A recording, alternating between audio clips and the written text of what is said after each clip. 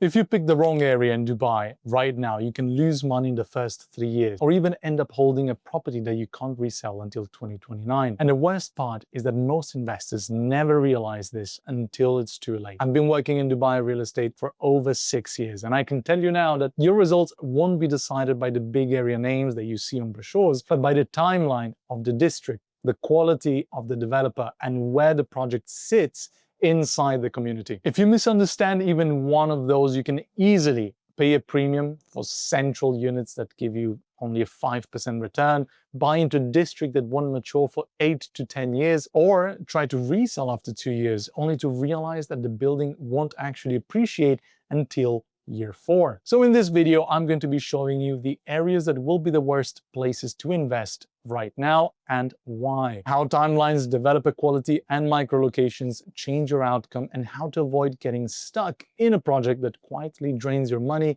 instead of growing it. Before we get into the worst areas to invest in Dubai, let's first understand a critical concept that most investors miss completely. The biggest misconception is treating Dubai real estate as one market. You cannot view Dubai as a single entity. You need to segment by short-term, 1 to 3 years, versus long-term, which is 4 to 10 years. And we have micro-communities within larger districts. I've had clients cancel units they had bought before talking to me because they had unrealistic expectations about timelines and development in certain areas. An area can be a bad investment long-term, but produce strong short to mid-term gains if the right developer is behind it. For example, Emaar communities in Dubai South, like the Oasis or Polo Club, create their own micro-markets. So even in a slow, maturing area, they can deliver short to mid-term gains. Before investing, determine your exact timeline, short-term 1 to 3 years or long-term 4 to 10 years, and research the specific developer's track record in that area to ensure alignment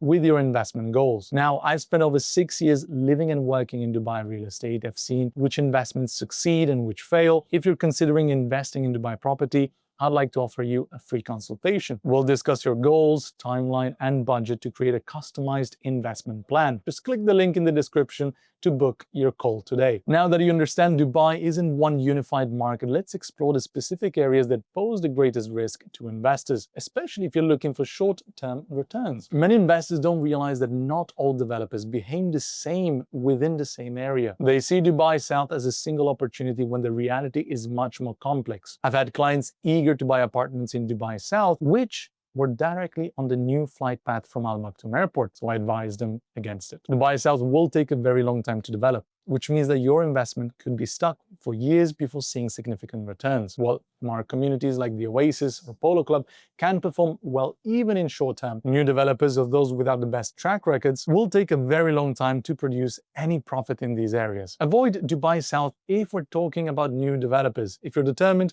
to invest in this area, only consider top-tier developers like Emaar that create their own micro markets within larger districts. Many investors believe cheaper automatically means better investment opportunity, particularly in mainland or the outskirt areas. I've had clients from Italy, for example, buy into a developer that was being pushed extremely hard by their local agencies, and the reason was because the specific Italian agency had bought a stake in the building and was overcharging clients. Now, even though the entry point was cheaper than more central areas, the discount didn't translate into real returns. Dubai is expanding east, west, and south, but the desert will always be there. And while supply is not literally unlimited, in comparison to iconic waterfront areas or truly prime locations, the amount of land available in the desert is significantly larger. This naturally slows down appreciation potential because supply can expand far more easily than demand. Focus on the total investment return, not just the entry price. These areas will appreciate mainly over the long term with very slow movement in the near term,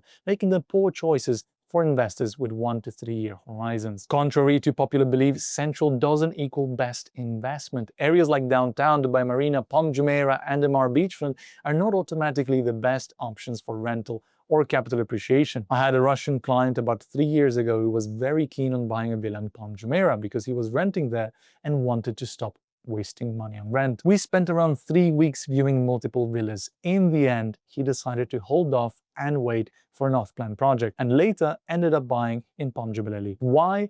Because in Palm Jumeirah, you're paying a minimum of 24 million dirhams for the cheapest villa near the trunk. Very little beach, water that doesn't circulate well, at that point and older structures needing full renovation. Meanwhile, for the same price, Jebel Ali offers a signature, brand new beachfront villa in an incredibly master-planned location designed by world-class architects, and you're getting a 6-bedroom. These central areas now behave more like trophy asset locations rather than strong investment markets. The ROIs on short-term rentals are lower than they used to be, with the premium units delivering only around 5 to 5.5% net ROI. And because of the rapid appreciation from recent years, these areas are overpriced for pure investment purposes. If you're looking for strong returns rather than a trophy asset, consider developing areas with better growth potential. Only invest in central areas if you're looking for a vacation home or a status property, not maximum ROI. Investors often don't understand the development timeline of communities like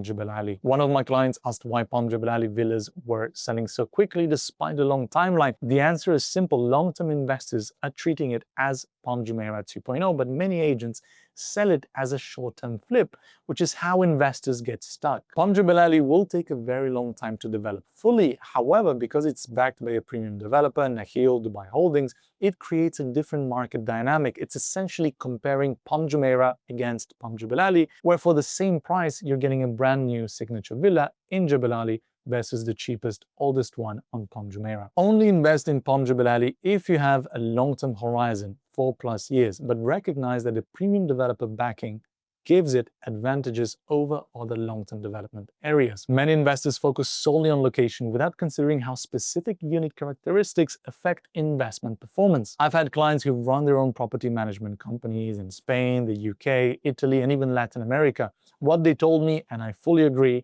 is that sometimes going for a cheaper unit in the same building can still be better for ROI if short-term rental is your priority. However, you must make sure the unit still has strong selling points. For example, at Mar Beachfront, I had a client who bought a podium level 2-bedroom facing the road. Back in the early 2020s, 2 bedrooms were selling around 2.8 million dirham and quickly appreciated to 4.5 by 2023. But this specific podium back view unit was extremely difficult to sell. She was trying to get around 3.2 million dirham, and even then it took 6 months to sell, and we have to give a discount. So yes, sometimes cheaper units can work, but only if they still have strong resale triggers. Even within the same building, the wrong choice, for example, ground floor, bad orientation, or compromised views, can kill your resale potential and significantly reduce the ROI. Micro-location matters just as much as the district location. Don't just select the cheapest unit, prioritize layouts, orientations, and features that will hold their value over time. Now, investors often misunderstand development timelines for mega projects like Dubai Islands. I once had a major Italian investor visit Maritime City with me right next to Dubai Islands because he was convinced by some agencies that it would be the next big thing. I warned him beforehand that it might not suit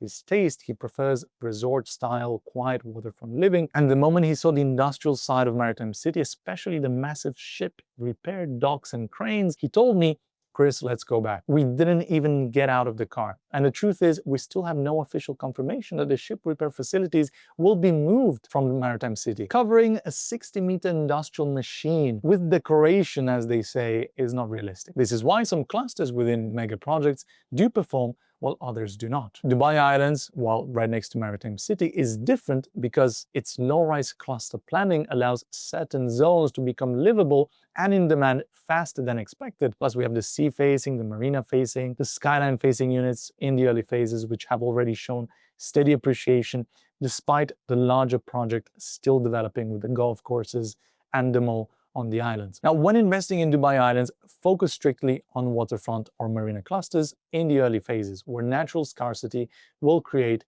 faster value. Now, it's one thing to know which areas to avoid, but it's another to find opportunities that align with your specific investment timeline and goals. That's why I'm offering a personal consultation to help you navigate Dubai's complex property market. We'll analyze your objectives and identify the right opportunities based on my years of experience. Just click the link in the description to book your call. Most investors lose money not because they buy in the wrong city, but because they buy at the wrong time. And if you want to stay ahead of these timelines, developer changes, and area updates, you need the right information before everyone else. So subscribe for updates, because in the next videos, I'll break down exactly where smart investors are actually putting their money and why those areas are outperforming right now.